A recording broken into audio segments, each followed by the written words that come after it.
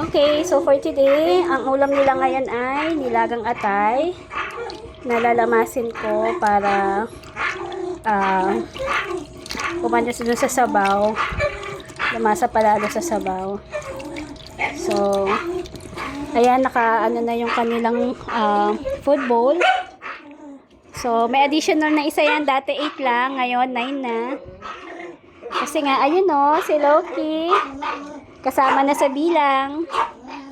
So, etong ulam nila, actually 1 kilo to. Pero kalahati lang muna yung niluto ko para sa sunod naman na pagkain nila. Ito lang muna sa kanila ngayon. So, kahapon kasi nakapamilya ako, nakalabas ako, kaya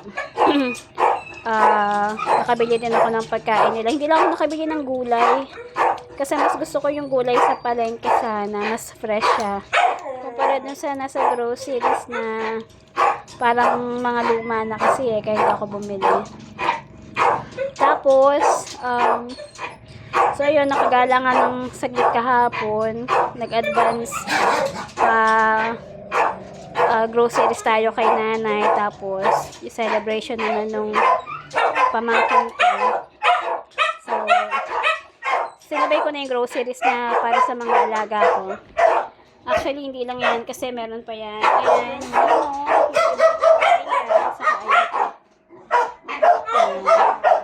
para sa kanila yung lahat. So, sa mga pagkakataon na hindi ako makakapagluto, liver spread. Pero, okay naman tong good, tong dog food nila. Good na good yan. Ayan. Ayan. Pwede na siguro to. So, lagay na natin. Oh. So, yan. Lagay na natin ang kanilang lagay muna pala natin ng tigi-tigisang heart. Heart. Para walang lamangan, lahat meron.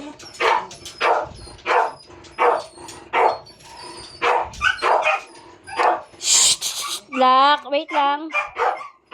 So, excited sila kasi naamoy nila yung ulam. Ayan. Swerte makakakuha ng 2 heart.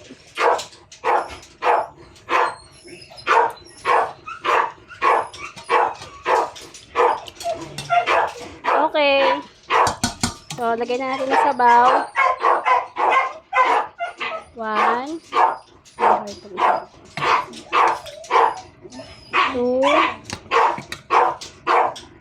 3. 4. 5. 6. 7. 8. 9. So, yan. 9 na yan. Sobra pa dito.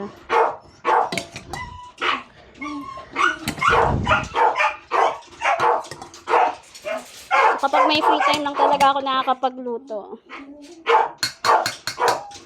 Sa mga panahon na hindi ako nakakapagluto, meron tayong rino dyan. Ay, liver spread. So, yan lahat meron.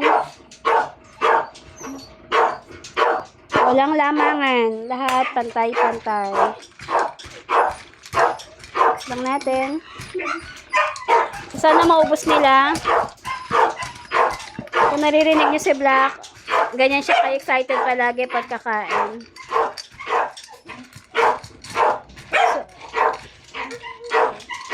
So, trivia lang, si Black po, yung pinakamaingay. Pero siya rin yung pinakamatanda. Nasa 12 or magta 13 years old na siya ngayong taon. Actually, hindi talaga ako sure sa age niya kasi adult na siya nang na-adapt ko siya. Payat na payat siya dati, pero napaayos ko naman siya. Ayan, so, ayan, okay na. Pakain na natin sa mga babies. Okay, bibigyan na natin sila. Okay.